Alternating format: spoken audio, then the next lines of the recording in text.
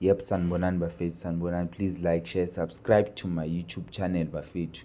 Yeah, Orlando Pirates played 2-2 ne-Richards Bay bafethu.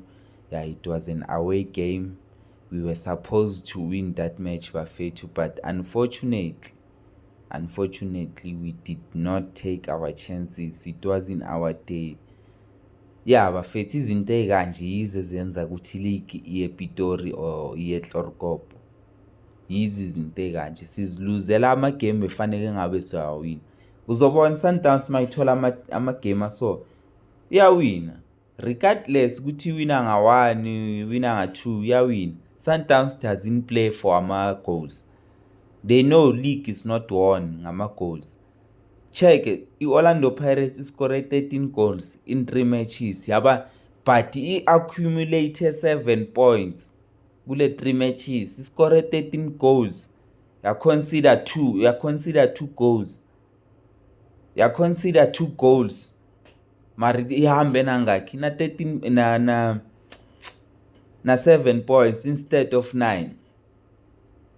Sifocus kakhulu ezintweni ezingasincedi emagolini, man of the match, player of the season.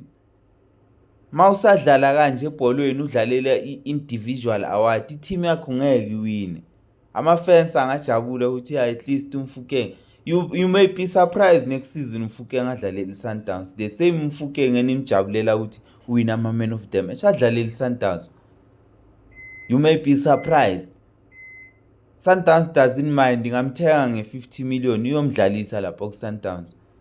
So into engizama ukunitshela, si-busy thina si-worried about ama-goal nama-individual award. Meanwhile i-Sundowns is playing team.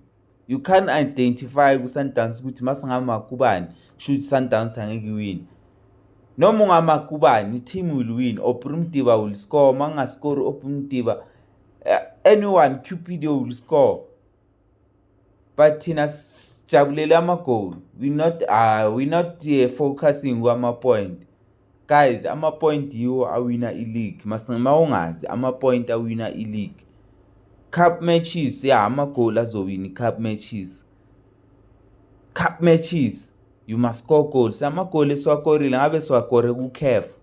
Ama-goal afuneka kubo-CAF lawo. Le-11 goals in 2 games or 13 goals in 3 games yiwo la afuneka ku-CAF.